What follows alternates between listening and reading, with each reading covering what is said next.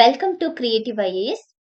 ಇವತ್ತಿನ ವಿಡಿಯೋದಲ್ಲಿ ನಾವು ಗ್ರೇಟ್ ಇಂಡಿಯನ್ ಬಸ್ಟರ್ಡ್ ಹಾಗೆಯೇ ಗ್ರೇಟ್ ಇಂಡಿಯನ್ ಬಸ್ಟರ್ಡ್ ಜೊತೆಗೆ ಬೆಂಗಾಲ್ ಫ್ಲಾರಿಕಾನ್ ಅನ್ನುವಂತಹ ಎರಡು ಬರ್ಡ್ಗಳ ಬಗ್ಗೆ ನೋಡ್ಕೊಳ್ಳೋಣ. ಯಾಕೆ ಬೆಂಗಾಲ್ ಫ್ಲಾರಿಕಾನ್ ಹಾಗೆ ಗ್ರೇಟ್ ಇಂಡಿಯನ್ ಬಸ್ಟರ್ಡ್ ಇಂಪಾರ್ಟೆಂಟ್ ಅಂತ ಹೇಳಿದ್ರೆ, ಆಲ್ರೆಡಿ ಎಕ್ಸಾಮ್ ಪರ್ಸ್ಪೆಕ್ಟಿವ್ ಆಗಿ ಗ್ರೇಟ್ ಇಂಡಿಯನ್ ಬಸ್ಟರ್ಡ್ ಬಗ್ಗೆ ಕ್ವಶನ್ಸ್ ಗಳು ಅರೈಸ್ ಆಗಿದೆ. UPSC ಆಗಿರಬಹುದು. UPSC ಯಲ್ಲಿ ಆಲ್ರೆಡಿ 3 ಸಲ ನಮ್ಗೆ ಗ್ರೇಟ್ ಇಂಡಿಯನ್ ಬಸ್ಟರ್ಡ್ ಬಗ್ಗೆ ಕೇಳಿದ್ದಾರೆ.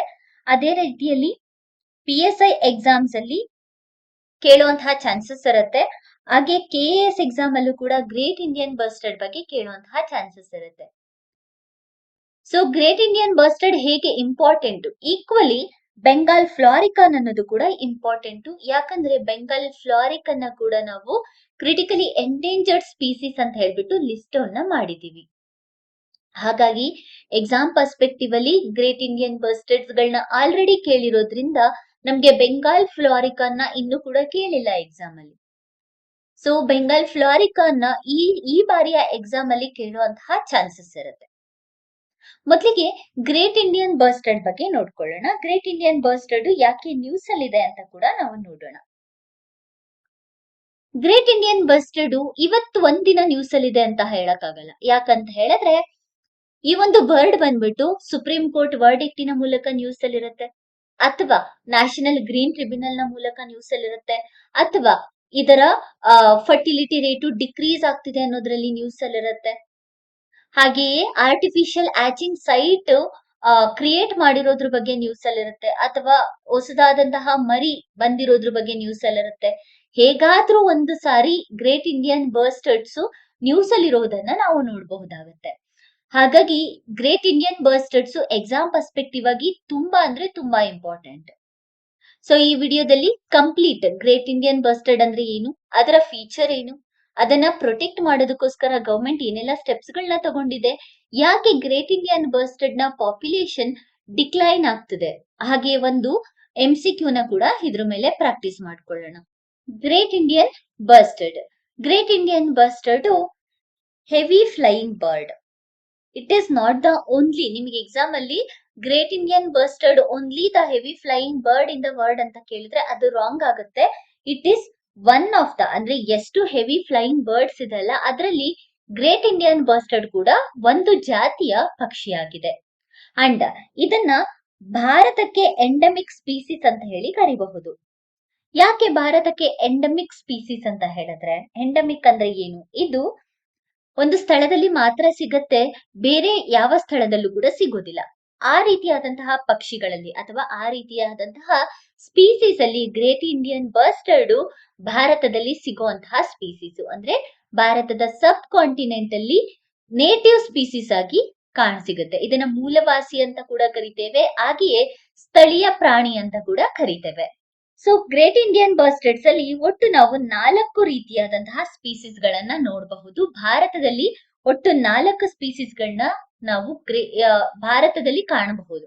ಯಾವ ಯಾವ ಸ್ಪೀಸೀಸ್ ಗಳನ್ನ ನಾವು ಭಾರತದಲ್ಲಿ ನೋಡಬಹುದು ಅಂತ ಹೇಳಿದ್ರೆ, ಮೊದಲನೇದಾಗಿ ಲೆಸರ್ ಫ್ಲಾರಿಕಾನ್, ಎರಡನೇದಾಗಿ ಬೆಂಗಾಲ್ ಫ್ಲಾರಿಕಾನ್, ಮೂರನೇದಾಗಿ ಮ್ಯಾಕಕ್ವೀನ್ಸ್ ಬಸ್ಟರ್ಡ್ ಅಂಡ್ ನಾಲ್ಕನೇದಾಗಿ ಗ್ರೇಟ್ ಇಂಡಿಯನ್ ಬಸ್ಟರ್ಡ್.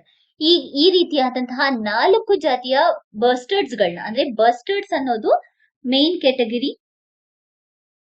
ಈ ಬಸ್ಟರ್ಡ್ ಅಲ್ಲಿ 4 ಜಾತಿಗಳನ್ನ ನಾವು ನೋಡ್ತೇವೆ, ಸಬ್ ಸ್ಪೀಸೀಸ್ ಬಸ್ಟರ್ಡ್ಸ್ ಅಂಡರ್ ಅಲ್ಲಿ. ಸೊ ಈ 4 ಸ್ಪೀಸೀಸ್ ಗಳು ಕೂಡ ಭಾರತದಲ್ಲಿ ಕಾಣಸಿಗುತ್ತವೆ. ಎಕ್ಸಾಮ್ ಅಲ್ಲಿ if in case bustard species ಅಲ್ಲಿ ಬರೀ ಗ್ರೇಟ್ ಇಂಡಿಯನ್ ಬಸ್ಟರ್ಡ್ ಮಾತ್ರ ಸಿಗ್ತಿದೆ ಅಂತ ಹೇಳಿದ್ರೆ, ಇಲ್ಲ, ಗ್ರೇಟ್ ಇಂಡಿಯನ್ ಬಸ್ಟರ್ಡ್ ಜೊತೆಗೆ ಬೇರೆ 3 ಕೂಡ ಭಾರತದಲ್ಲಿ ಸಿಗ್ತಾ ಇದೆ. ಸೊ ಈ ವಿಡಿಯೋದಲ್ಲಿ ನಾವು ಗ್ರೇಟ್ ಇಂಡಿಯನ್ ಬಸ್ಟರ್ಡ್ಸ್ ಮತ್ತೆ ಬೆಂಗಾಲ್ ಫ್ಲಾರಿಕಾನ್ ಈ 2 ಸ್ಪೀಸೀಸ್ ನ ಬಗ್ಗೆ ನೋಡ್ಕೊಳ್ಳೋಣ.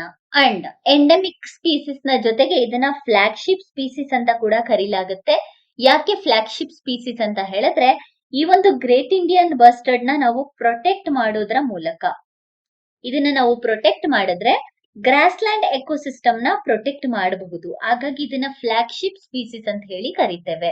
ಗ್ರೇಟ್ ಇಂಡಿಯನ್ ಬಸ್ಟರ್ಡ್ಸ್ ಗಳು ಡಯೋರ್ನಲ್ ಸ್ಪೀಸೀಸ್. ಎಕ್ಸಾಮ್ ಅಲ್ಲಿ ಸ್ಟೇಟ್ಮೆಂಟ್ ವೈಸ್ ಕ್ವಶನ್ಸ್ ಗಳು ಈಗ ಹೆಚ್ಚಾಗ್ತಿರೋದ್ರಿಂದ ಸ್ಟೇಟ್ಮೆಂಟ್ ಅಲ್ಲಿ ಗ್ರೇಟ್ ಇಂಡಿಯನ್ ಬರ್ಸ್ಟೆಡ್ಸ್ ಸೆಮಿ ಡಯೂರ್ನಲ್ ಸ್ಪೀಸೀಸ್ ಅಂತ ಕೇಳುವಂತಹ ಚಾನ್ಸಸ್ ಇರುತ್ತೆ. ಸೊ ಹಾಗಾಗಿ ಇದು ಡಯೂರ್ನಲ್ ಸ್ಪೀಸೀಸ್. ಡಯೂರ್ನಲ್ ಅಂತ ಹೇಳಿದ್ರೆ ಅರ್ಲಿ ಮಾರ್ನಿಂಗು ಮತ್ತೆ ಈವ್ನಿಂಗ್ ಟೈಮ್ ಅಲ್ಲಿ ತುಂಬಾನೇ ಆಕ್ಟಿವ್ ಇರುವಂತಹ ಸ್ಪೀಸೀಸ್ಗಳು. ಸೊ ಇದನ್ನ ಡಯೂರ್ನಲ್ ಸ್ಪೀಸೀಸ್ ಅಂತ ಹೇಳಿ ಕರಿತೀವಿ. So great Indian bustards early morning ಮತ್ತೆ ಈವ್ನಿಂಗ್ ಟೈಮ್ ಅಲ್ಲಿ ತುಂಬಾನೇ ಆಕ್ಟಿವ್ ಇರುತ್ತೆ.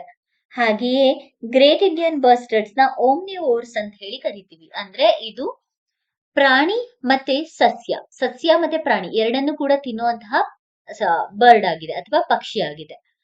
ಸೊ ಇದು ಇನ್ಸೆಕ್ಟ್ ಅನ್ನ ಕನ್ಸ್ಯೂಮ್ ಮಾಡತ್ತೆ, ಗ್ರಾಸ್ ಲ್ಯಾಂಡ್ ಸೀಡ್ಸ್, ಬೆರೀಸ್ ಮತ್ತೆ ರೋಡೆಂಟ್ಸ್ ಗಳನ್ನ ಕೂಡ ತಿನ್ನತ್ತೆ. ಅದ್ರ ಜೊತೆಗೆ ಇಫ್ ಇನ್ ಕೇಸ್ ಅಗ್ರಿಕಲ್ಚರ್ ಏರಿಯಾದಲ್ಲಿ ಗ್ರೇಟ್ ಇಂಡಿಯನ್ ಬರ್ಸ್ಟರ್ಡ್ಸ್ ಇದೆ ಅಂತ ಹೇಳಿದ್ರೆ ಅಗ್ರಿಕಲ್ಚರಲ್ ಕ್ರಾಪ್ಸ್ ಆದಂತಹ ಗ್ರೌಂಡ್ ನಟ್ಸ್ ಗಳನ್ನ ಕೂಡ ಇದು ಕನ್ಸ್ಯೂಮ್ ನ ಮಾಡೋದನ್ನ ನಾವು ಕಾಣಬಹುದಾಗತ್ತೆ. ಅಂಡ್ ಈ ಗ್ರೇಟ್ ಇಂಡಿಯನ್ ಬರ್ಸ್ಟರ್ಡ್ ರಾಜಸ್ಥಾನದ ಸ್ಟೇಟ್ ಬರ್ಡ್ ಕೂಡ ಆಗಿದೆ.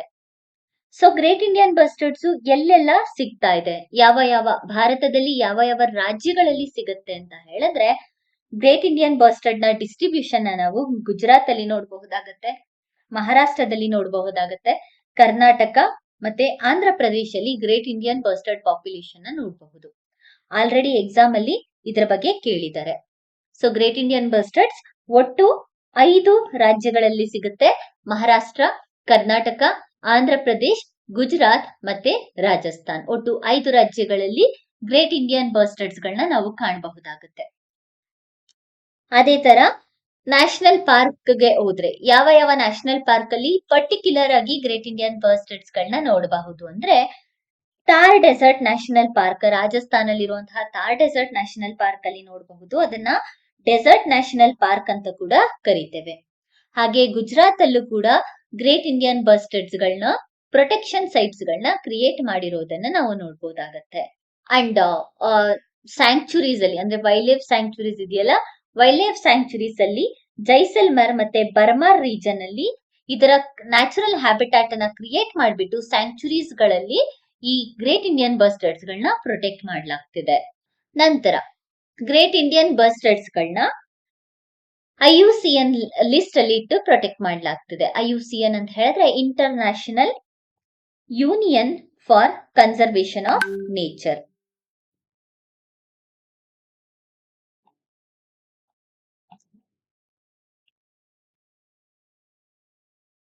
ಇದೊಂದು ನಾನ್ ಗವರ್ಮೆಂಟಲ್ ಆರ್ಗನೈಸೇಷನ್, ಅಂದ್ರೆ ಇದನ್ನ NGO ಅಂತ ಹೇಳಿ ಕರಿತೀವಿ. ಇದು ಯಾವುದೇ ಗವರ್ಮೆಂಟ್ ಬಾಡಿ ಅಲ್ಲ.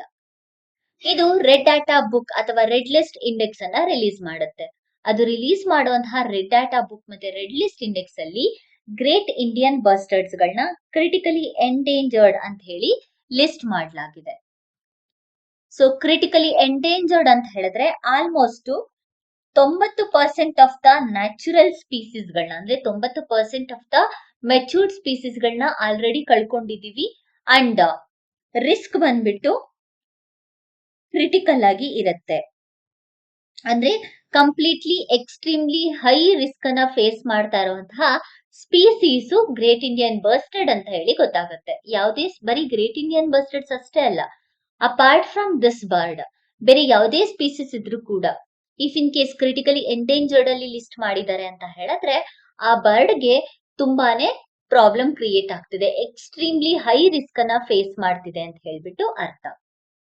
ನಂತರ ಸೈಟ್ಸ್ ಅಂತ ಹೇಳಿದ್ರೆ ಟ್ರೇಡಿಂಗ್ ಆಕ್ಟಿವಿಟೀಸ್ ಗಳನ್ನ ಕಂಟ್ರೋಲ್ ಮಾಡೋದಕ್ಕೋಸ್ಕರ ಇಂಟರ್ನ್ಯಾಷನಲ್ ಲೆವೆಲ್ ಅಲ್ಲಿ ತಗೊಬಂದಿರುವಂತಹ ಕನ್ವೆನ್ಷನ್. ಸೊ ಇದರಲ್ಲಿ ಎಂಡೇಂಜರ್ಡ್ ಸ್ಪೀಸೀಸ್ ಗಳನ್ನ ಪ್ರೊಟೆಕ್ಟ್ ಮಾಡೋದಕ್ಕೆ ತಂದಿರುವಂತಹ ಕನ್ವೆನ್ಷನ್. ಇದರಲ್ಲಿ ಸ್ಪೀಸೀಸ್ ಗಳನ್ನ ಲಿಸ್ಟ್ ಡೌನ್ ಮಾಡಿಬಿಟ್ಟು ಟ್ರೇಡಿಂಗ್ ಆಕ್ಟಿವಿಟೀಸ್ ಗಳನ್ನ ಕಂಟ್ರೋಲ್ ಮಾಡ್ತಾರೆ. ಸೈಟ್ಸ್ ಅಲ್ಲಿ ಅಪೆಂಡಿಕ್ಸ್ 1 ನಲ್ಲಿ ಗ್ರೇಟ್ ಇಂಡಿಯನ್ ಬರ್ಸ್ಟರ್ಡ್ ನ ಇಟ್ಬಿಟ್ಟು ಸ್ಟ್ರಿಕ್ಟ್ ಆಗಿ ಪ್ರೊಟೆಕ್ಟ್ ಮಾಡ್ತಿದ್ದಾರೆ. ನಂತರ ಸಿಎಂಎಸ್ ಅಂತ ಹೇಳಿದ್ರೆ convention on migratory species. So ಈ ಕನ್ವೆನ್ಷನ್ ಆನ್ ಮೈಗ್ರೇಟರಿ ಸ್ಪೀಸೀಸ್ ಅಲ್ಲಿ ಅಪೆಂಡಿಕ್ಸ್ 1 ನಲ್ಲಿ ಇಟ್ಬಿಟ್ಟು ಪ್ರೊಟೆಕ್ಟ್ ಅನ್ನ ಮಾಡ್ತಿದ್ದಾರೆ. Next wildlife protection act 1972. ಭಾರತದಲ್ಲಿ ನಾವು ಕೆಲವೊಂದು ಸ್ಪೀಸೀಸ್ ಗಳನ್ನ ಪ್ರೊಟೆಕ್ಟ್ ಮಾಡೋದಕ್ಕೋಸ್ಕರ ಲೀಗಲ್ ಪ್ರೊಟೆಕ್ಷನ್ ಕೊಡೋದಕ್ಕೋಸ್ಕರ ವೈಲ್ಡ್ ಲೈಫ್ ಪ್ರೊಟೆಕ್ಷನ್ ಆಕ್ಟ್ ಅನ್ನ ಜಾರಿಗೆ ತಂದಿದ್ವಿ. ಆ wildlife protection act 1972 under ಅಲ್ಲಿ ಸ್ಕೆಡ್ಯೂಲ್ 1 ಅಲ್ಲಿ ಇಟ್ಬಿಟ್ಟು ಗ್ರೇಟ್ ಇಂಡಿಯನ್ ಬರ್ಸ್ಟರ್ಡ್ಸ್ ಗಳನ್ನ ಪ್ರೊಟೆಕ್ಟ್ ಮಾಡಲಾಗ್ತಿದೆ. ಸ್ಕೆಡ್ಯೂಲ್ 1 ಅಂತ ಹೇಳಿದ್ರೆ ಹೈಯರ್ ಡಿಗ್ರಿ ಆಫ್ ಪ್ರೊಟೆಕ್ಷನ್ ನ ಒದಗಿಸ್ತಾ ಇದ್ದೀವಿ ಅಂತ ಹೇಳ್ಬಿಟ್ಟು ಅರ್ಥ. ಹೈಯರ್ ಡಿಗ್ರಿ ಆಫ್ ಪ್ರೊಟೆಕ್ಷನ್ ನ ಒದಗಿಸ್ತಾ ಇದ್ದೀವಿ ಅಂತ ಹೇಳ್ಬಿಟ್ಟು ಅರ್ಥ ಶೆಡ್ಯೂಲ್ 1 ಅಲ್ಲಿ ಲಿಸ್ಟ್ ಡೌನ್ ಆಗಿದ್ರೆ. ಸೊ ಈ ರೀತಿಯಾದಂತಹ 4 ರೀಜನ್ಸ್ ಅಲ್ಲಿ ಗ್ರೇಟ್ ಇಂಡಿಯನ್ ಬರ್ಸ್ಟರ್ಡ್ಸ್ ಗಳನ್ನ ಪ್ರೊಟೆಕ್ಟ್ ಮಾಡ್ತಿದೀವಿ ಅಂತ ಹೇಳಿದ್ರೆ ಗ್ರೇಟ್ ಇಂಡಿಯನ್ ಬರ್ಸ್ಟರ್ಡ್ ಪಾಪ್ಯುಲೇಷನ್ ಡಿಕ್ಲೈನ್ ಆಗ್ತಿದೆ, ಅದಕ್ಕೋಸ್ಕರ ಪ್ರೊಟೆಕ್ಟ್ ಮಾಡ್ತಿದೀವಿ ಅಂತ ಹೇಳ್ಬಿಟ್ಟು ಅರ್ಥ. ಸೊ ಯಾಕೆ ಗ್ರೇಟ್ ಇಂಡಿಯನ್ ಬರ್ಸ್ಟರ್ಡ್ ನ ಪಾಪ್ಯುಲೇಷನ್ ಡಿಕ್ಲೈನ್ ಆಗ್ತಿದೆ, ಏನು ಮೇಜರ್ ಥ್ರೆಟ್ ಅಂತ ಹೇಳ್ಬಿಟ್ಟು ನೋಡೋಣ. ಎಕ್ಸಾಮ್ ಪರ್ಸ್ಪೆಕ್ಟಿವ್ ಅಲ್ಲಿ MCQ ಅಲ್ಲಿ ನಮ್ಗೆ ಥ್ರೆಟ್ ನ ಕೂಡ ಕೇಳುವಂತಹ ಚಾನ್ಸಸ್ ಇರುತ್ತೆ. ಮೊದಲನೇದಾಗಿ ಪವರ್ ಲೈನ್ ಕೊಲಿಷನ್. ಈ ಗ್ರೇಟ್ ಇಂಡಿಯನ್ ಬರ್ಸ್ಟರ್ಡ್ಸ್ ಬ್ಲೈಂಡ್ಸ್, ಸೊ ಹಾಗಾಗಿ ಮೇಲ್ ಹೋಗ್ತಾ ಹೋಗ್ತಾ ಕರೆಕ್ಟ್ ಆಗಿ ಪೋಲ್ಸ್ ಎಲ್ಲಿದೆ ಅನ್ನೋದು ಅದು ಕಾಣಿಸೋದಿಲ್ಲ, ಅಂದ್ರೆ ಕಂಪ್ಲೀಟ್ಲಿ ಬ್ಲೈಂಡ್ಸ್ ಅಲ್ಲ. ಸೊ ಮೇಲ್ ಹೋಗ್ತಾ ಹೋದಾಗ ಎಲೆಕ್ಟ್ರಿಕ್ ಪೋಲ್ಸ್ ಅಲ್ಲಿ ವೈರ್ಸ್ ಗಳು ಅದಕ್ಕೆ ಕಾಣಿಸಲ್ಲ. ಸೊ ಆಗ ಹೆವಿ ಫ್ಲೈ ಆಗಿರೋದ್ರಿಂದ, ಹೈ ರೀಜನ್ಸ್ ಅಲ್ಲಿ ಫ್ಲೈ ಆಗೋದ್ರಿಂದ ಇಲ್ಲಿ ವೋಲ್ಟೇಜ್ ಟ್ರಾನ್ಸ್ಮಿಷನ್ ಆಗ್ತಿರುತ್ತಲ್ಲ, ಅದರಿಂದ ಕರೆಂಟ್ ಶಾಕ್ ಇಂದ ಗ್ರೇಟ್ ಇಂಡಿಯನ್ ಬರ್ಸ್ಟರ್ಡ್ಸ್ ನ ಡೆತ್ ಜಾಸ್ತಿ ಆಗ್ತಾ ಇದೆ, ಎಸ್ಪೆಷಲಿ ರಾಜಸ್ಥಾನ್ ಮತ್ತೆ ಗುಜರಾತ್ ರೀಜನ್ ಅಲ್ಲಿ. ಎರಡನೇದಾಗಿ ಹ್ಯಾಬಿಟ್ಯಾಟ್ ಲಾಸ್, ಇಂಡಸ್ಟ್ರಿಯಲೈಸೇಷನ್, ಅರ್ಬನೈಸೇಷನ್ ಅಥವಾ expansion of the infrastructure development, overgrazing. Grassland ಅಲ್ಲಿ ಸಿಗುತ್ತೆ ಅಂತ ಹೇಳಿದ್ರೆ ಓವರ್ ಗ್ರೇಸಿಂಗ್ ಆಕ್ಟಿವಿಟೀಸ್ ಗಳನ್ನ ಮಾಡ್ತಾರೆ ಅಂತ ಹೇಳಿ ಅರ್ಥ. ಸೊ ಇದೆಲ್ಲ ಕಾರಣಗಳಿಂದ ಗ್ರೇಟ್ ಇಂಡಿಯನ್ ಬರ್ಸ್ಟರ್ಡ್ ಪಾಪ್ಯುಲೇಷನ್ ಡಿಕ್ಲೈನ್ ಆಗ್ತಿದೆ. ಮೂರನೇದಾಗಿ ಬಯಾಲಜಿಕಲ್ ಕನ್ಸ್ಟೈನ್ಸ್. ಏನು ಬಯಾಲಜಿಕಲ್ ಕನ್ಸ್ಟೈನ್ ಅಂತ ಹೇಳಿದ್ರೆ ಸ್ಲೋ ರಿಪ್ರೊಡಕ್ಷನ್ ನ ಮಾಡತ್ತೆ. 2 ವರ್ಷಕ್ಕೆ ಒಂದ್ಸಲ 1 ಅಥವಾ 2 ವರ್ಷಕ್ಕೆ ಒಂದ್ಸಲ ಜಸ್ಟ್ 1 ಎಗ್ ನ ಲೇ ಮಾಡುತ್ತೆ. ಅಂಡ್ ಆಲ್ಸೋ ಈಗ ಕ್ಲೈಮೇಟ್ ಚೇಂಜ್ ಆಗ್ತಿರೋದ್ರಿಂದ ಅಥವಾ ಹ್ಯಾಬಿಟಾಟ್ ಡಿಸ್ಟ್ರಕ್ಷನ್ ಆಗ್ತಿರೋದ್ರಿಂದ ಇದರ ರಿಪ್ರೊಡಕ್ಷನ್ 60 to 70% ಡಿಕ್ಲೈನ್ ಆಗಿರೋದನ್ನ ನಾವು ಕಾಣಬಹುದು. ಹ್ಯಾಬಿಟಾಟ್ ಡಿಸ್ಟ್ರಕ್ಷನ್ ಜೊತೆಗೆ ಸ್ಲೋ ರಿಪ್ರೊಡಕ್ಷನ್ ಕೂಡ ಒನ್ ಆಫ್ ದ ರೀಸನ್ ಇದರ ಪಾಪ್ಯುಲೇಷನ್ ಡಿಕ್ಲೈನ್ ಆಗ್ತಿರೋದಕ್ಕೆ. ಗ್ರೇಟ್ ಇಂಡಿಯನ್ ಬರ್ಸ್ಟರ್ಡ್ ನ ಮೇಟಿಂಗ್ ಕಾಲ್ಗೂ ಕೂಡ ಪ್ರಾಬ್ಲಮ್ ಆಗ್ತಿದೆ. ಮೇಟಿಂಗ್ ಕಾಲ್ಗೆ ಯಾಕೆ ಪ್ರಾಬ್ಲಮ್ ಆಗ್ತಿದೆ ಅಂತ ಹೇಳಿದ್ರೆ ನಾಯ್ಸ್ ಪೊಲ್ಯೂಷನ್ ಇಂದ. ಸೊ ಇದರ ನಾಯ್ಸ್ ಪೊಲ್ಯೂಷನ್ ಇಂದ ಮೇಟಿಂಗ್ ಕಾಲ್ ಇರುತ್ತಲ್ವಾ ಅದನ್ನ ಕಂಟ್ರೋಲ್ ಮಾಡ್ತಿದ್ದಾರೆ. ಸೊ ಹಾಗಾಗಿ ಗ್ರೇಟ್ ಇಂಡಿಯನ್ ಬರ್ಸ್ಟರ್ಡ್ ನ ರಿಪ್ರೊಡಕ್ಷನ್ ಕೂಡ ಪ್ರಾಬ್ಲಮ್ ಆಗ್ತಿರೋದನ್ನ ಕಾಣಬಹುದಾಗತ್ತೆ. ಇದೆಲ್ಲ ಗ್ರೇಟ್ ಇಂಡಿಯನ್ ಬರ್ಸ್ಟರ್ಡ್ಸ್ ಪಾಪ್ಯುಲೇಷನ್ ಡಿಕ್ಲೈನ್ ಆಗೋದಕ್ಕೆ ರೀಸನ್. ಸೊ ಆಲ್ರೆಡಿ ಒಂದಷ್ಟು ಸ್ಟೆಪ್ಸ್ ಗಳನ್ನ ಇಂಟರ್ನ್ಯಾಷನಲ್ ಲೆವೆಲ್ ಅಲ್ಲಿ ಯಾವ ರೀತಿ ತಗೊಳ್ತಾ ಇದ್ದಾರೆ ಅಂತ ಹೇಳ್ಬಿಟ್ಟು ನೋಡಿದ್ವಿ. IUCN list, sites, wild life protection act, convention on migratory species, ಹೀಗೆ ಕೆಲವೊಂದು ರೀಜನ್ಸ್ ಅಲ್ಲಿ ಎಲ್ಲಿ ಇದನ್ನ ಇಟ್ಬಿಟ್ಟು ಕನ್ಸರ್ವೇಷನ್ ಮಾಡ್ತಾ ಇದ್ದಾರೆ ನ್ಯಾಷನಲಿ ಮತ್ತೆ ಗ್ಲೋಬಲಿ ಅಂತ ಹೇಳಿ ನೋಡಿದ್ವಿ. Apart from this great Indian bustards ಗಳನ್ನ ಪ್ರೊಟೆಕ್ಟ್ ಮಾಡೋದಕ್ಕೋಸ್ಕರ ಕೆಲವೊಂದು ಪ್ರೋಗ್ರಾಮ್ಸ್ ಗಳನ್ನ ಗವರ್ಮೆಂಟ್ ಎಸ್ಟಾಬ್ಲಿಷ್ ಮಾಡ್ತಿದೆ. ಯಾವ್ದ್ಯಾವ್ದು ಅಂತ ಹೇಳಿದ್ರೆ ಮೊದಲನೇದಾಗಿ project great Indian bustard. Project great Indian bustard ಇದನ್ನ 2018ರಲ್ಲಿ ಗವರ್ಮೆಂಟ್ ತರಲಾಯಿತು. ಇದೊಂದು ಜಾಯಿಂಟ್ ಪ್ರೋಗ್ರಾಮ್ ಅಂತಾನೆ ಕರಿಬಹುದು. ಯಾವ್ಯಾವ ಬಾಡಿಯ ಜಾಯಿಂಟ್ ಪ್ರೋಗ್ರಾಮ್ ಅಂತ ಹೇಳಿದ್ರೆ environmental ministry, that is ministry of environment, forest and climate change, ಜೊತೆಗೆ wildlife institute of India WII, ಈ ಎರಡೂ ಸೇರ್ಬಿಟ್ಟು 2018ರಲ್ಲಿ ಗ್ರೇಟ್ ಇಂಡಿಯನ್ ಬರ್ಸ್ಟರ್ಡ್ ಪ್ರಾಜೆಕ್ಟ್ ಅನ್ನ ತಗೊಂಡ್ಬರ್ತಾರೆ. ಸೊ ಇದೆರಡು ಆರ್ಗನೈಸೇಷನ್ ರಾಜಸ್ಥಾನ್ ಫಾರೆಸ್ಟ್ ಡಿಪಾರ್ಟ್ಮೆಂಟ್ ಜೊತೆ ಸೇರ್ಬಿಟ್ಟು ಇಂಪ್ಲಿಮೆಂಟೇಷನ್ ಮಾಡುತ್ತೆ. ಈ ಪ್ರಾಜೆಕ್ಟಿನ ಮೂಲಕ ಹೊಸದಾದಂತಹ ಬ್ರೀಡಿಂಗ್ ಸೈಟ್ಸ್ ಗಳನ್ನ ಡೆವಲಪ್ ಮಾಡ್ತಾರೆ. ಗ್ರೇಟ್ ಇಂಡಿಯನ್ ಬರ್ಸ್ಟರ್ಡ್ಸ್ ಗಳಿಗೋಸ್ಕರ ಹ್ಯೂಮನ್ ಪ್ರೆಷರ್ ನ ಕಂಟ್ರೋಲ್ ಮಾಡೋದು ಇದರ ಮುಖ್ಯ ಉದ್ದೇಶ ಗ್ರೇಟ್ ಇಂಡಿಯನ್ ಬರ್ಸ್ಟರ್ಡ್. ಸೊ ಇದು one of the major project great Indian bustard ಗೋಸ್ಕರ ತಗೊಬಂದಿದ್ದು. ಎರಡನೇದಾಗಿ conservation breeding centre, breeding centres ಗಳನ್ನ ಎಸ್ಟಾಬ್ಲಿಷ್ ಮಾಡೋದು. ಇದನ್ನ 2019ರಲ್ಲಿ ಡೆಸರ್ಟ್ ನ್ಯಾಷನಲ್ ಪಾರ್ಕ್, ಎಲ್ಲಿರೋದು ಡೆಸರ್ಟ್ ನ್ಯಾಷನಲ್ ಪಾರ್ಕ್? ರಾಜಸ್ಥಾನಲ್ಲಿ, ಕರೆಕ್ಟ್ ಅಲ್ವಾ? ಸೊ ರಾಜಸ್ಥಾನಲ್ಲಿರುವಂತಹ ಡೆಸರ್ಟ್ ನ್ಯಾಷನಲ್ ಪಾರ್ಕ್ ಅಲ್ಲಿ ಬ್ರೀಡಿಂಗ್ ಸೆಂಟರ್ಸ್ ಅನ್ನ ಕ್ರಿಯೇಟ್ ಮಾಡ್ತಾರೆ. ಕ್ಯಾಪ್ಟಿವ್ ಫಾರ್ಮ್ ಅಲ್ಲಿ ಇರುವಂತಹ ಎಗ್ಸ್ ಗಳನ್ನ ತಗೊಂಡ್ಬಂದ್ಬಿಟ್ಟು ಅದನ್ನ ಮೆಚೂರ್ ಸ್ಟೇಜ್ಗೆ ಬರೋ ತನಕ ಬ್ರೀಡಿಂಗ್ ಸೈಟ್ ಅಲ್ಲಿ ಇಟ್ಬಿಟ್ಟು ಅದನ್ನ ಪ್ರೊಟೆಕ್ಟ್ ಮಾಡ್ತಾರೆ. ಅಥವಾ ವೈಲ್ಡ್ ಇಂದ ಬರ್ಡ್ಸ್ ಗಳನ್ನ ತಗೋ ಬಂದ್ಬಿಟ್ಟು ಹ್ಯಾಚಿಂಗ್ ಬ್ರೀಡಿಂಗ್ ಸೈಟ್ ಅಲ್ಲಿ ಮೇಟಿಂಗ್ ಅನ್ನ ಮಾಡಿಸ್ಬಿಟ್ಟು ನಂತರ ಎಗ್ ನ ಮೆಚೂರ್ ಸ್ಟೇಜ್ ಬರೋ ತನಕ ಪ್ರೊಟೆಕ್ಟ್ ಮಾಡಿ ನೆಕ್ಸ್ಟ್ ವೈಲ್ಡ್ ತಗೊಂಡೋಗಿ ಬಿಡ್ತಾರೆ. ಇದರ ಮೊದಲ ಬರ್ಡ್ ಯಾವುದು ಅಂತ ಹೇಳಿದ್ರೆ ಅದಕ್ಕೆ ಯೂನೋ ಅಂತ ಹೇಳ್ಬಿಟ್ಟು ಹೆಸರನ್ನ ಇಡ್ತಾರೆ. Successfully hatched chick was you know. Jaisalmer ಅಲ್ಲಿ ಡೆಸರ್ಟ್ ನ್ಯಾಷನಲ್ ಪಾರ್ಕ್ ಇದೆ ಅಲ್ವಾ, ಅಲ್ಲಿ ಬಂದಂತದ್ದು. ಇದನ್ನ ಸ್ಟೇಟ್ ಎಕ್ಸಾಮ್ ಅಲ್ಲಿ ಕೇಳುವಂತಹ ಚಾನ್ಸಸ್ ಇರುತ್ತೆ. ಮೊದಲ ಬರ್ಡ್ ನ ಹೆಸರೇನು ಅಂತ ಹೇಳ್ಬಿಟ್ಟು. ಸೊ ಹಾಗಾಗಿ ಈ ನೇಮ್ ಕೂಡ ತುಂಬಾನೇ ಇಂಪಾರ್ಟೆಂಟ್ ಆಗುತ್ತೆ. ಅಂಡ್ ಇದು ತುಂಬಾ ಸಕ್ಸಸ್ಫುಲ್ ಒನ್, ಬಿಕಾಸ್ ಇದರಿಂದ ಸಕ್ಸಸ್ಫುಲಿ 70 ಬರ್ಡ್ಸ್ ಗಳನ್ನ ನಾವು ಹ್ಯಾಚಿಂಗ್ ಸೈಟ್ಸ್ ಇಂದ ಹೊರಗಡೆಗೆ ವೈಲ್ಡ್ ಗೆ ಬಿಟ್ಟಿದೀವಿ. ಅದಕ್ಕೋಸ್ಕರ ಇದು ತುಂಬಾನೇ ಇಂಪಾರ್ಟೆಂಟ್. ಬರೀ ಜೈಸಲ್ಮೇರ್ ಅಲ್ಲಿ ಮಾತ್ರ ಅಲ್ಲ, ಈವನ್ ಕೋಟಾ ಅಲ್ಲೂ ಕೂಡ ಈ ರೀತಿಯಾದಂತಹ ಬ್ರೀಡಿಂಗ್ ಸೈಟ್ಸ್ ಗಳನ್ನ ಎಸ್ಟಾಬ್ಲಿಷ್ ಮಾಡ್ತಿದ್ದಾರೆ. Next bustard recovery project. Bustard recovery project ಅಥವಾ ನ್ಯಾಷನಲ್ ರಿಕವರಿ ಪ್ಲಾನ್ಸ್ ಅಂತ ಕೂಡ ಕರೀತೇವೆ. ಬರ್ಸ್ಟರ್ಡ್ ರಿಕವರಿ ಪ್ರಾಜೆಕ್ಟ್ 2016ರಲ್ಲಿ ಲಾಂಚ್ ಮಾಡಲಾಯಿತು. ರಾಜಸ್ಥಾನ್ ಎನ್ವಿರಾನ್ಮೆಂಟಲ್ ಮಿನಿಸ್ಟ್ರಿ ಕಡೆಯಿಂದ ಇದನ್ನ ಎಸ್ಟಾಬ್ಲಿಷ್ ಮಾಡ್ತಾರೆ. ಇದಕ್ಕೆ ಫಂಡಿಂಗ್ ನ ಮಾಡ್ತಿರೋದು ಕ್ಯಾಂಪಾ ತುಂಬಾ ಇಂಪಾರ್ಟೆಂಟ್ ಎಕ್ಸಾಮ್ಗೆ, ಯಾಕಂದ್ರೆ ನ್ಯೂಸ್ ಅಲ್ಲಿ ಇರೋದ್ರಿಂದ ಕೇಳುವಂತಹ ಚಾನ್ಸಸ್ ಇರುತ್ತೆ. ಕ್ಯಾಂಪಾ ಅಂತ ಹೇಳಿದ್ರೆ ಕಂಪೆನ್ಸೇಟರಿ ಅಫಾರೆಸ್ಟೇಷನ್ ಫಂಡ್. ಈ ಫಂಡ್ ಅನ್ನ ಫಾರೆಸ್ಟ್ ಇಂದ ನಾನ್ ಫಾರೆಸ್ಟ್ ಆಕ್ಟಿವಿಟೀಸ್ ಗೆ ಫಾರೆಸ್ಟ್ ಅನ್ನ ತಗೊಳ್ತಾರಲ್ವಾ, ಅದಕ್ಕೋಸ್ಕರನೇ ಈ ಫಂಡ್ ಅನ್ನ ಎತ್ತಿಟ್ಟಿರ್ತಾರೆ. ಈ ಫಂಡಿನ ಮೂಲಕ ಗ್ರೇಟ್ ಇಂಡಿಯನ್ ಬರ್ಸ್ಟರ್ಡ್ ರಿಕವರಿ ಪ್ರಾಜೆಕ್ಟ್ಸ್ ಗಳನ್ನ ಗವರ್ಮೆಂಟ್ ಮಾಡ್ತಾ ಇದೆ. ರಾಜಸ್ಥಾನ್ ಗವರ್ಮೆಂಟ್ ಅದಕ್ಕೆ ಫಂಡಿಂಗ್ ಮಾಡ್ತಿರೋದು CAMPA. Most importantly electric poles ಇಂದ ಸಾವನ್ನಪ್ತಾ ಇರೋದು ಜಾಸ್ತಿ ಆಗ್ತಿದೆ. ಅದಕ್ಕೋಸ್ಕರ ಫೈರ್ ಫ್ಲೈ ಬರ್ಡ್ ಡೈವರ್ಟರ್ಸ್ ಗಳನ್ನ ತಗೊಂಡ್ಬರ್ತಿದ್ದಾರೆ. 50 ಮೀಟರ್ ದೂರದಲ್ಲೇ ಇದ್ದಾಗ ಅದಕ್ಕೆ ತಿಳಿಯತ್ತೆ, ಆಗ ಡೈವರ್ಷನ್ ನ ತಗೊಳ್ಳೋದಕ್ಕೆ ಇದು ಹೆಲ್ಪ್ ಆಗತ್ತೆ. ನಂತರ ಆರ್ಟಿಫಿಷಿಯಲ್ ಆಚಿಂಗ್ ಸೈಟ್. ಆರ್ಟಿಫಿಷಿಯಲ್ ಆಚಿಂಗ್ ಸೈಟ್ ಅಲ್ಲಿ ಆರ್ಟಿಫಿಷಿಯಲ್ ಸೈಟ್ಸ್ ಗಳನ್ನ ಕ್ರಿಯೇಟ್ ಮಾಡ್ತಾರೆ. ಇದರಲ್ಲಿ ಎಗ್ ಅನ್ನ ತಗೊಂಡ್ಬಂದ್ಬಿಟ್ಟು ಅದು ಮೆಚೂರ್ಡ್ ಸ್ಟೇಜ್ ಗೆ ಬರೋ ತನಕ, ಅಂದ್ರೆ ಹ್ಯಾಚ್ ಆಗೋ ತನಕ ಅದನ್ನ ಪ್ರೊಟೆಕ್ಟ್ ಮಾಡಿ ಬರ್ಡ್ ಹ್ಯಾಚಿಂಗ್ ಸ್ಟೇಜ್ ಗೆ ಬರೋ ತನಕ, ಯಾಕಂದ್ರೆ ಗ್ರೇಟ್ ಇಂಡಿಯನ್ ಬರ್ಸ್ಟರ್ಡ್ ಹ್ಯಾಚ್ ಅಂದ್ರೆ ಮೆಚೂರ್ಡ್ ಸ್ಟೇಜ್ ಗೆ ಬರೋದಕ್ಕೆ ಆಲ್ಮೋಸ್ಟ್ 3-4 ವರ್ಷ ತಗೊಳತ್ತೆ. ಅದಕ್ಕೋಸ್ಕರ ಅದ್ರ ಮೆಚೂರ್ಡ್ ಸ್ಟೇಜ್ ನ ಅದು ರೀಚ್ ಆಗೋದು ತುಂಬಾ ಇಂಪಾರ್ಟೆಂಟ್ ಆಗುತ್ತೆ. ಅಲ್ಲಿ ತನಕ ಈ ಒಂದು ಬ್ರೀಡಿಂಗ್ ಸೈಟ್ಸ್ ಅಲ್ಲಿ ಅಥವಾ ಹ್ಯಾಚಿಂಗ್ ಸೈಟ್ಸ್ ಅಲ್ಲಿ ಪ್ರೊಟೆಕ್ಟ್ ಮಾಡ್ಬಿಟ್ಟು ನೆಕ್ಸ್ಟ್ ವೈಲ್ಡ್ ಗೆ ತಗೊಂಡೋಗಿ ಬಿಡ್ಲಾಗತ್ತೆ. ಇದರಲ್ಲಿ ಮೋಸ್ಟ್ ಇಂಪಾರ್ಟೆಂಟ್ ಒನ್ ಏನು ಅಂತ ಹೇಳಿದ್ರೆ ಟ್ರೈಪಾರ್ಟೈಟ್ ಅಗ್ರಿಮೆಂಟ್ ಅಂತ ಹೇಳ್ಬಿಟ್ಟು. ಟ್ರೈಪಾರ್ಟೈಟ್ ಅಂತ ಹೇಳಿದ್ರೆ ಟ್ರೈ ಅಂದ್ರೆ 3, ಪಾರ್ ಅಂದ್ರೆ ಪಾರ್ಟೀಸ್.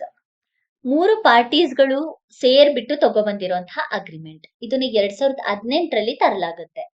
ಯಾರ್ಯಾರು ಇದರಲ್ಲಿ ಇನ್ವಾಲ್ವ್ ಆಗಿದ್ದಾರೆ ಅಂತ ಹೇಳಿದ್ರೆ ministry of environment, forest and climate change, ಜೊತೆಗೆ ರಾಜಸ್ಥಾನ್ ಫಾರೆಸ್ಟ್ ಡಿಪಾರ್ಟ್ಮೆಂಟ್, ನಂತರ wild life institute of India. ಈ 3 ಸೇರ್ಬಿಟ್ಟು ಈ ಒಂದು ಟ್ರೈಪಾರ್ಟೈಟ್ ಅಗ್ರಿಮೆಂಟ್ ಅನ್ನ ತಗೊಂಡ್ಬರ್ತಾರೆ ಗ್ರೇಟ್ ಇಂಡಿಯನ್ ಬರ್ಸ್ಟರ್ಡ್ಸ್ ಗಳನ್ನ ಪ್ರೊಟೆಕ್ಟ್ ಮಾಡೋದಕ್ಕೋಸ್ಕರ. ಇದ್ರ ಅಂಡರ್ ಅಲ್ಲಿ ಬ್ರೀಡಿಂಗ್ ಸೆಂಟರ್ ಅನ್ನುವಂತಹ ಪ್ರೋಗ್ರಾಮ್ಸ್ ಗಳನ್ನ ತರಲಾಗುತ್ತೆ.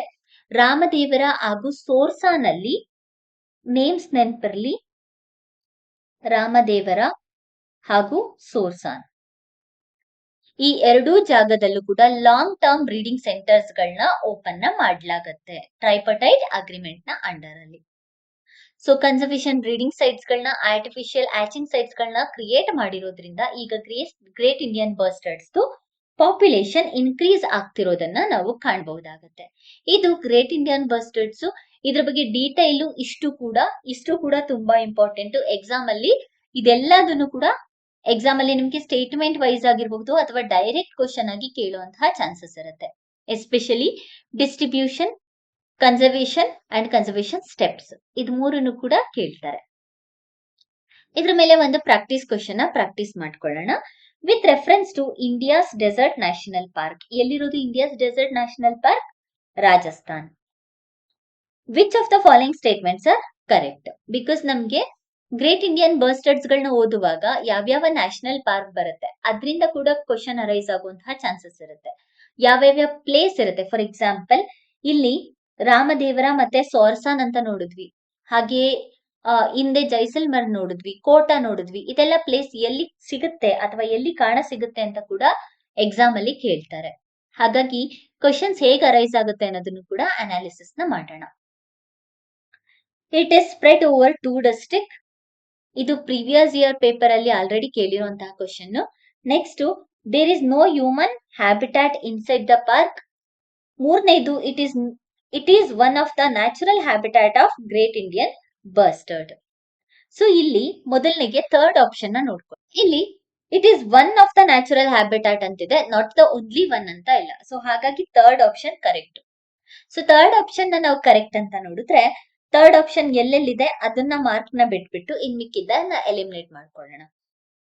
Next, there is no human habitat inside the park. There is no human habitat inside the park ಅಂದ್ರೆ ನಮ್ಗೆ ಪ್ರಾಕ್ಟಿಕಲಿ ಅಥವಾ ಬುಕ್ಕಿಶ್ ವರ್ಡ್ ಅಲ್ಲಿ ನೋಡ್ಕೊಂಡ್ರೆ ನ್ಯಾಷನಲ್ ಪಾರ್ಕ್ ಒಳಗಡೆ ಯಾವುದೇ ರೀತಿಯಾದಂತಹ ಹ್ಯೂಮನ್ ಹ್ಯಾಬಿಟಾಟ್ ಇರಲ್ಲ ಅಂತ ಗೊತ್ತಾಗತ್ತೆ, ಕರೆಕ್ಟ್ ಅಲ್ವಾ? ಬಟ್ ಇದು wrong. There is no human activity ಅಥವಾ ಹ್ಯೂಮನ್ ಹ್ಯಾಬಿಟಾಟ್ ಅಂದ್ರೆ ಅದು ರಾಂಗು. ವೈ? ಬಿಕಾಸ್ ಈ ಡೆಸರ್ಟ್ ನ್ಯಾಷನಲ್ ಪಾರ್ಕ್ 2 ಡಿಸ್ಟ್ರಿಕ್ಟ್ ಗಳನ್ನ ಕವರ್ ಮಾಡ್ತಿದೆ.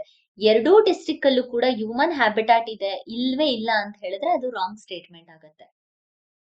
ಸೊ ಈ statement wrong. First statement correct. Answer ಬಂದ್ಬಿಟ್ಟು option C, that is 1 and 3 only is the correct answer. ಇದನ್ನು ಕೂಡ ನಾವು UPSC ಪ್ರೀವಿಯಸ್ ಇಯರ್ ಪೇಪರ್ ಅಲ್ಲಿ ಈ ಕ್ವಶನ್ ನ ತಗೊಂಡಿರೋದು.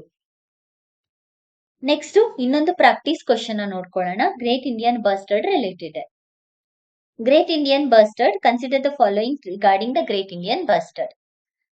It is an exclusively herbivorous bird relying entirely on grassland seeds and shoots. Exclusively ಅಂತ ಇರೋದ್ರಲ್ಲೇನೆ first ಇದನ್ನ ಎಲಿಮಿನೇಟ್ ಮಾಡಬಹುದು. ಅಂಡ್ ಹರ್ಬಿವೋರಸ್ ಅಲ್ಲ, ಇದು ಓಮ್ನಿವೋರ್. ಸೊ ಓಮ್ನಿವೋರ್ ಆಗಿರೋದ್ರಿಂದ ಸ್ಟೇಟ್ಮೆಂಟ್ 1 ರಾಂಗ್ ಅಂತ ಹೇಳಿದ್ರೆ you will end up with option B, that is 2 and 3 is the correct answer. But second ಹಾಗೂ third options ಗಳನ್ನ ನೋಡೋಣ. It is protected under schedule 1 of the wildlife protection 1972. ಇದು ಕೂಡ correct.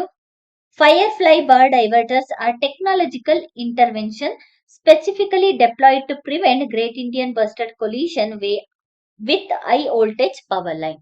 ಇದು ಕೂಡ correct ಆದಂತಹ ಉತ್ತರ. ಸೊ ಈ ರೀತಿಯಾದಂತಹ ಕ್ವಶನ್ಸ್ ಗಳನ್ನ ಗ್ರೇಟ್ ಇಂಡಿಯನ್ ಬಸ್ಟರ್ಡ್ಸ್ ಇಂದ ಮತ್ತೆ ಗ್ರೇಟ್ ಇಂಡಿಯನ್ ಬಸ್ಟರ್ಡ್ಸ್ ಗಳ ಪ್ಲೇಸಸ್ ಇಂದ ಕೂಡ ಕೇಳುವಂತಹ ಚಾನ್ಸಸ್ ಇರುತ್ತೆ. ಜೊತೆಗೆ most importantly I did not mention this, great Indian bustards ಗಳನ್ನ ಸರ್ವೆ ಮಾಡೋದಕ್ಕೋಸ್ಕರ ಅಥವಾ ಟ್ರ್ಯಾಕ್ ಅನ್ನ ಮಾಡೋದಕ್ಕೋಸ್ಕರ ಟೆಲಿಮೆಟ್ರಿ ಬೇಸ್ಡ್ ಟ್ರ್ಯಾಕಿಂಗ್ ಸಿಸ್ಟಮ್ ಅನ್ನ ತಗೊಂಡ್ಬರಲಾಗಿದೆ. So telemetry based tracking system ಇಂದ ಬರ್ಡ್ ಗಳು ಎಲ್ಲಿ ಫ್ಲೈ ಆಗ್ತಿದೆ, ಅದಕ್ಕೆ ಥ್ರೆಟ್ ಹೇಗಿದೆ ಅನ್ನೋದನ್ನ ತಿಳ್ಕೊಳ್ಳೋದಕ್ಕೆ ಹೆಲ್ಪ್ ಆಗತ್ತೆ. ಇದಿಷ್ಟು ಗ್ರೇಟ್ ಇಂಡಿಯನ್ ಬಸ್ಟರ್ಡ್ ಬಗ್ಗೆ. ನೆಕ್ಸ್ಟ್ ಬೆಂಗಾಲ್ ಫ್ಲಾರಿಕಾನ್ ಬಗ್ಗೆ ನೋಡ್ಕೊಳ್ಳೋಣ, which is also the most important, which is equally important like the great Indian bustard. ಇಲ್ಲಿಯ ತನಕ ಬೆಂಗಾಲ್ ಫ್ಲಾರಿಕಾನ್ ಬಗ್ಗೆ ಜಾಸ್ತಿ ಕ್ವಶನ್ಸ್ ಅರೈಸ್ ಆಗಿಲ್ಲ, ಬಟ್ ಈಗ ಕೇಳುವಂತಹ ಚಾನ್ಸಸ್ ಇರುತ್ತೆ. ಯಾಕೆ ಬೆಂಗಾಲ್ ಫ್ಲಾರಿಕಾನ್ ನ್ಯೂಸ್ ಅಲ್ಲಿ ಇದೆ ಅಂತ ಹೇಳಿದ್ರೆ, ಡೌನ್ ಟು ಅರ್ತ್ ಮ್ಯಾಗಝೀನ್ ಅಲ್ಲಿ ಬೆಂಗಾಲ್ ಫ್ಲಾರಿಕಾನ್ ಬಗ್ಗೆ ಒಂದು ಆರ್ಟಿಕಲ್ ನ ರಿಲೀಸ್ ಮಾಡಿದ್ದಾರೆ. ಅಂಡ್ ನಮ್ಗೆ ಸ್ಟೇಟ್ ಎಕ್ಸಾಮ್ಸ್ ಆಗಿರಬಹುದು, UPSC ಆಗಿರಬಹುದು, ಡೌನ್ ಟು ಅರ್ತ್ ಮ್ಯಾಗಝೀನ್ ಇಂದ ಎನ್ವಿರಾನ್ಮೆಂಟ್ ರಿಲೇಟೆಡ್ ಕ್ವಶನ್ಸ್ ತುಂಬಾನೇ ಅರೈಸ್ ಆಗತ್ತೆ. ಹಾಗಾಗಿ ಇದರ ಬಗ್ಗೆ ಕೂಡ ಇಲ್ಲಿಯ ತನಕ ಕ್ವಶನ್ಸ್ ಕೇಳದೆ ಇರೋದ್ರಿಂದ ಇದ್ರ ಬಗ್ಗೆ ಕೂಡ ಕ್ವಶನ್ಸ್ ಅರೈಸ್ ಆಗುವಂತಹ ಚಾನ್ಸಸ್ ಇರುತ್ತೆ. ಯಾಕೆ ನ್ಯೂಸ್ ಅಲ್ಲಿ ಇದೆ ಅಂತ ಹೇಳಿದ್ರೆ, ಈ ಬೆಂಗಾಲ್ ಫ್ಲಾರಿಕನ್ಸ್ 1,000ಕ್ಕಿಂತ ಕಡಿಮೆ ಬೆಂಗಾಲ್ ಫ್ಲಾರಿಕನ್ ಸ್ಪೀಸೀಸ್ ಗಳು ಅಲುವಿಯಲ್ ಗ್ರಾಸ್ಲ್ಯಾಂಡ್ ಏರಿಯಾದಲ್ಲಿ ಕಾಣಸಿಗ್ತದೆ ಅಂತ ಹೇಳ್ಬಿಟ್ಟು ತಿಳ್ಕೊಳ್ಳಲಾಗಿದೆ. ಜೊತೆಗೆ ಇದರ ಪಾಪ್ಯುಲೇಷನ್ ಡಿಕ್ಲೈನ್ ಆಗ್ತಿರೋದನ್ನ ಕೂಡ ಈ ಒಂದು ಆರ್ಟಿಕಲ್ ಅಲ್ಲಿ ಮೆನ್ಷನ್ ಮಾಡಿದ್ದಾರೆ. So Bengal florican grassland indicator species ಅಂತಾನೆ ಕರಿಬಹುದು. So Bengal florican act as a indicator species. Great Indian bustard act as an endemic species, and also Great Indian bustard act as a flagship species as well. So Bengal florican indicator species ಯಾಕೆ ಅಂತ ಹೇಳಿದ್ರೆ, gross land ಮೇಲೆನೆ ತುಂಬಾನೇ depend ಆಗಿರೋದ್ರಿಂದ gross to health ಅಥವಾ gross ಏನಾದ್ರೂ decline ಆಗ್ತಾ ಬಂದ್ರೆ ಈ ಬೆಂಗಾಲ್ ಫ್ಲಾರಿಕನ್ ಕೂಡ ಪಾಪ್ಯುಲೇಷನ್ ಡಿಕ್ಲೈನ್ ಆಗ್ತಾ ಬರುತ್ತೆ. ಹಾಗಾಗಿ ಗ್ರಾಸ್ ಲ್ಯಾಂಡಿನ ಹೆಲ್ತ್ ನ ಇಂಡಿಕೇಟ್ ಮಾಡೋದು ಬೆಂಗಾಲ್ ಫ್ಲಾರಿಕನ್ ಸ್ಪೀಸೀಸ್ ಅಂತ ಹೇಳ್ಬೋದಾಗತ್ತೆ. ಅದಕ್ಕೋಸ್ಕರ ಇದನ್ನ indicator species. Indicator is nothing but it indicating something which is happened in the environment ಅಂತ ಅರ್ಥ. ಸೊ ಹಾಗಾಗಿ ಇದನ್ನ ಇಂಡಿಕೇಟರ್ ಸ್ಪೀಸೀಸ್ ಅಂತ ಹೇಳ್ಬಿಟ್ಟು ಕರಿತೇವೆ.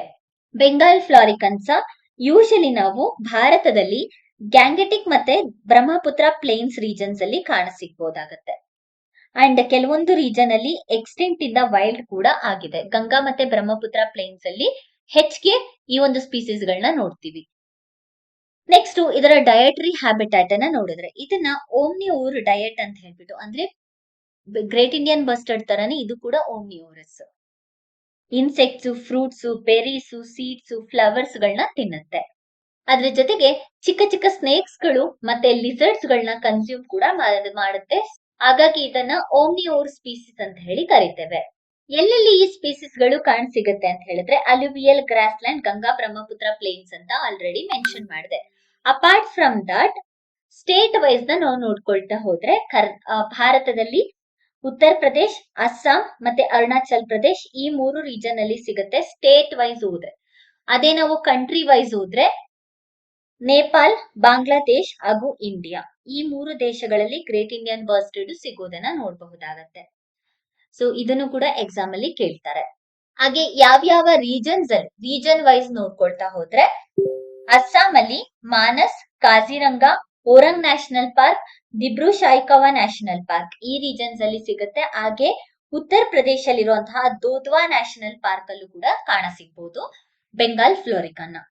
ಎಕ್ಸಾಮ್ ಅಲ್ಲಿ ಇಲ್ಲಿ ಮೆನ್ಷನ್ ಮಾಡಿರುವಂತಹ ಪ್ರತಿಯೊಂದು ನ್ಯಾಷನಲ್ ಪಾರ್ಕ್ ಕೂಡ ಇಂಪಾರ್ಟೆಂಟ್. ಎಸ್ಪೆಷಲಿ ಸ್ಟೇಟ್ ಎಕ್ಸಾಮ್ಗೆ ಮ್ಯಾಚ್ ದ ಫಾಲೋಯಿಂಗ್ ರೀತಿಯಲ್ಲಿ ಕೇಳ್ತಾರೆ. ನೆಕ್ಸ್ಟ್ ಮೇಲ್ ಮೇಲ್ ಬೆಂಗಾಲ್ ಫ್ಲಾರಿಕಾನ್ ಮತ್ತೆ ಫಿಮೇಲ್ ಬೆಂಗಾಲ್ ಫ್ಲಾರಿಕಾನ್ಗೂ ಇರುವಂತಹ ವ್ಯತ್ಯಾಸ ಏನು ಅಂತ ಹೇಳಿದ್ರೆ ರಿವರ್ಸಲ್ ಸೆಕ್ಷುಯಲ್ ಡೈಮಾರ್ಫಿಸಮ್. ಇದನ್ನ ಎಕ್ಸಾಮ್ ಅಲ್ಲಿ ಕೇಳ್ತಾರೆ. ರಿವರ್ಸಲ್ ಸೆಕ್ಷುಯಲ್ ಡೈಮಾರ್ಫಿಸಮ್ ಬಿಕಾಸ್ ಈ ರೀತಿಯಾದಂತಹ ಕೀವರ್ಡ್ಸ್ ಗಳನ್ನ ಎಕ್ಸಾಮ್ ಅಲ್ಲಿ ತುಂಬಾನೇ ಕೇಳುವಂತಹ ಚಾನ್ಸಸ್ ಇರುತ್ತೆ. ಏನಿದ್ರ ಮೀನಿಂಗ್ ಅಂತ ಹೇಳಿದ್ರೆ Bengal florican shows distinct reverse sexual dimorphism and colour dichromatism which means male and female are differently coloured and size. ಅದನ್ನ ಪಿಕ್ಚರ್ ಅಲ್ಲಿ ತೋರಿಸ್ತೀನಿ.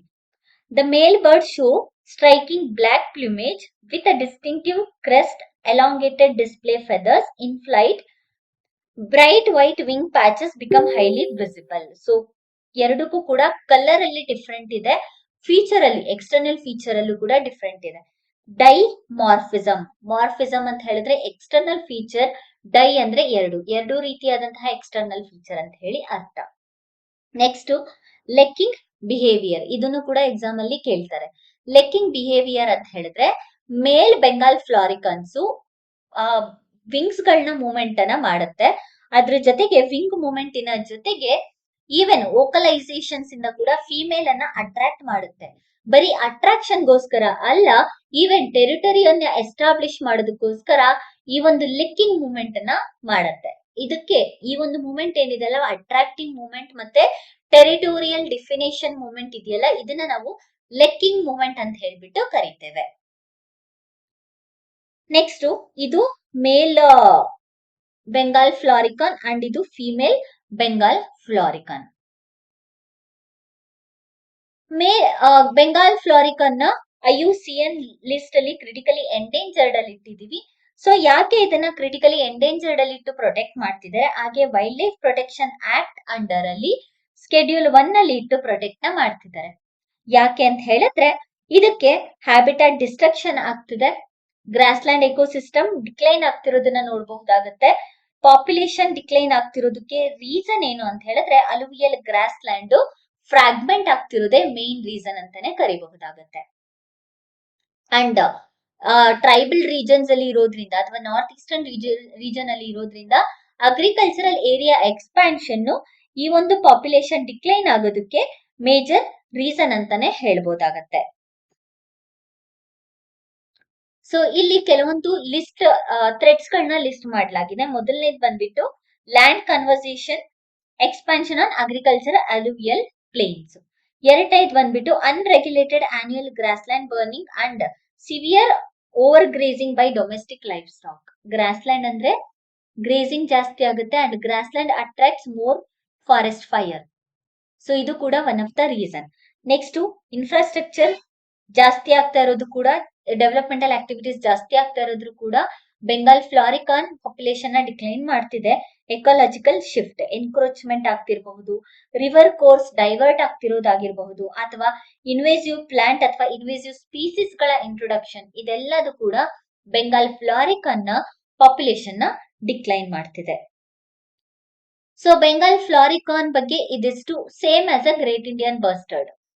ಎರಡು ಕೂಡ ಸಿಮಿಲರ್ ಇದೆ, ಎರಡನ್ನು ಕ್ರಿಟಿಕಲಿ ಎಂಡೇಂಜರ್ಡ್ ಲಿಸ್ಟ್ ಅಲ್ಲಿ ಇಟ್ಟು ಪ್ರೊಟೆಕ್ಟ್ ಮಾಡ್ತಿದ್ದಾರೆ. ಬಟ್ ಇದ್ರಲ್ಲಿ ಮೇನ್ ಏನು ಅಂತ ಹೇಳಿದ್ರೆ ಈ ಎರಡು ಥಿಂಗ್ಸ್ ಅಂದ್ರೆ ರಿವರ್ಸ್ ಸೆಕ್ಷುಯಲ್ ಡೈಮಾರ್ಫಿಸಮ್ ಮತ್ತೆ ಲಿಕ್ಕಿಂಗ್ ಬಿಹೇವಿಯರ್, ಇದೆರಡು ಕೂಡ ತುಂಬಾನೇ ಇಂಪಾರ್ಟೆಂಟ್. ಗ್ರೇಟ್ ಇಂಡಿಯನ್ ಬಸ್ಟರ್ಡ್ ಹೋದ್ರೆ ಪ್ರೊಟೆಕ್ಷನ್ ಸ್ಟೆಪ್ಸ್ ಗಳು ತುಂಬಾ ಇಂಪಾರ್ಟೆಂಟ್ ಆಗುತ್ತೆ. ನೆಕ್ಸ್ಟ್ ಇದರ ಬಗ್ಗೆ ಒಂದು ಕ್ವಶನ್ ನೋಡ್ಕೊಳ್ಳೋಣ.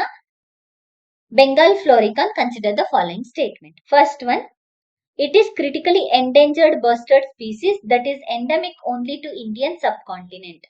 It is not endemic to Indian subcontinent. Why? Because ನಾವು ನೇಪಾಳ್ ಮತ್ತೆ ಬಾಂಗ್ಲಾದೇಶಲ್ಲೂ ಕೂಡ ಇದನ್ನ ನೋಡಬಹುದಾಗತ್ತೆ. ಸೊ ಹಾಗಾಗಿ ಇದು ಇಂಡಿಯನ್ ಸಬ್ ಕಾಂಟಿನೆಂಟ್ ಗೆ ನೇಟಿವ್ ಸ್ಪೀಸೀಸ್ ಅಲ್ಲ ಅಥವಾ ಎಂಡಮಿಕ್ ಸ್ಪೀಸೀಸ್ ಅಲ್ಲ.